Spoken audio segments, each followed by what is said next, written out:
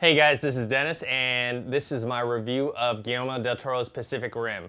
Let's just get right into it. I love the movie. I grew up watching Godzilla, Voltron, played with Transformers, Ultraman, all that stuff. Anything with like giant robots or giant monsters, I loved. And watching this movie made me feel like I was a kid again. All the action and sequences with the monsters and the robots battling out. It was kind of like when you were little and you had little toys and you would have them fight each other even though they weren't even in the same universe or same cartoon or movie or TV show. Yeah, sure, some of the story elements and the plot and the characters were predictable and some things were a little cheesy here and there, but I think that kind of worked with what the movie was. You know, the movie wasn't trying to be anything else. It was just trying to be like over-the-top spectacle, action, entertainment. And I know a lot of people say, oh, well, Michael Bay does that, or, you know, but the difference between Pacific Rim and, let's say, Transformers is, I think Pacific Rim knows what type of movie it is, and it doesn't take itself seriously. Where Transformers, you know, a lot of the humor falls flat. The action isn't that fun, you know. It's very bloated. Scenes don't go from place to place. It just doesn't make much sense. But something like this, it's pretty straightforward. You know what the characters want to do. You know what their goal is. I mean, this movie was a lot like Independence Day in a way. Like a lot of the same plot points and stuff like that, and characters even.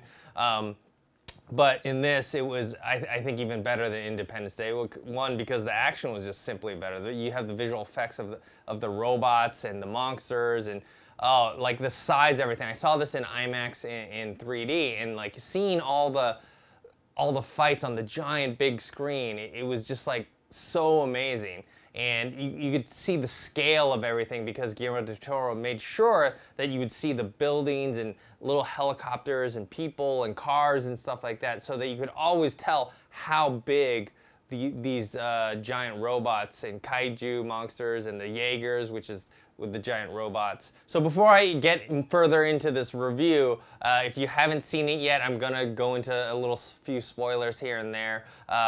If you haven't seen it, I highly recommend going to check it out and then come back and watch this review. So as I mentioned, like the visual effects and the action was great. You could always see what was going on. Unlike with Transformers, like sometimes like when things are moving around really fast, you can't see anything, they're all close up. But in this you see like every punch and every movement, and it's not too fast and it's not too shaky, it's not too close up.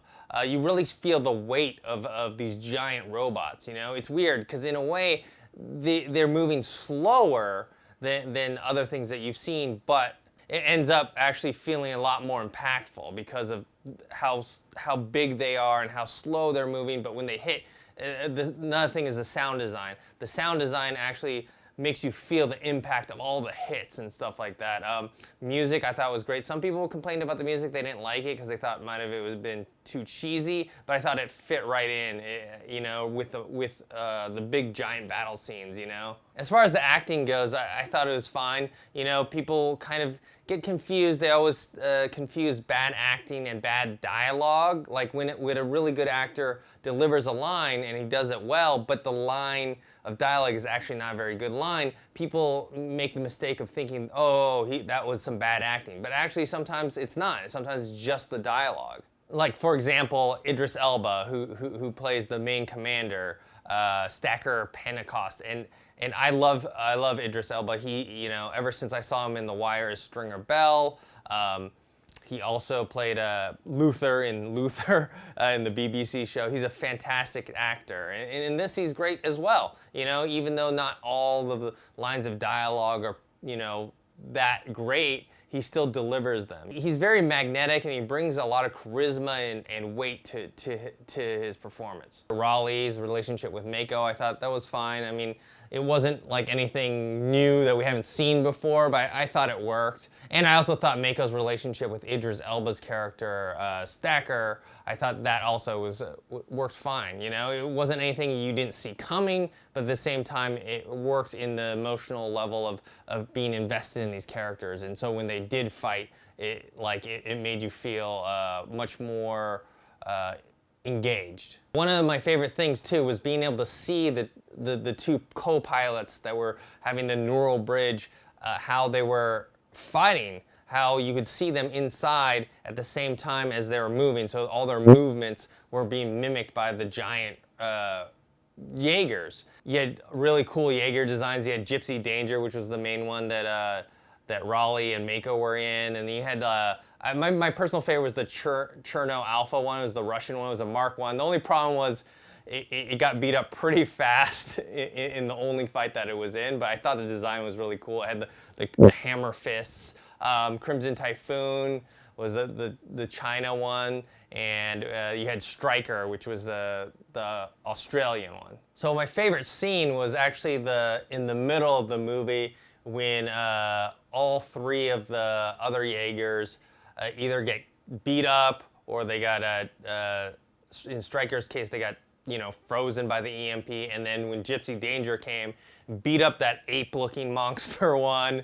He kicked his ass with the plasma cannon, and then after that he fought the winged one that took him up in the air, and he sliced him. I thought those two were the best battles in the entire movie. I mean, the ending was pretty cool too, the end battle sequence, but I thought the ones in the middle with Gypsy Danger were the best. You also had some comedy with Charlie Day's character, the Dr. Newton, and Ron Perlman as Hannibal Chow. I thought those scenes were really cool. I mean, the thing is, you can't have all just fighting the entire time. You need breathers. And, they had breathers in the form of some drama and then also with some comedy. And I thought it worked well, and I liked Charlie Day in that role. Also, how funny was that scene with Ron Perlman, that mid-credits one, mid-end credits, like after the movie was over, like after the first set of credits, there was Ron Perlman coming out of the baby kaiju's stomach. I thought that was pretty cool, and looking for a shoe. So I definitely recommend seeing this movie. I recommend seeing it in IMAX and 3D. I'm gonna give it an A-.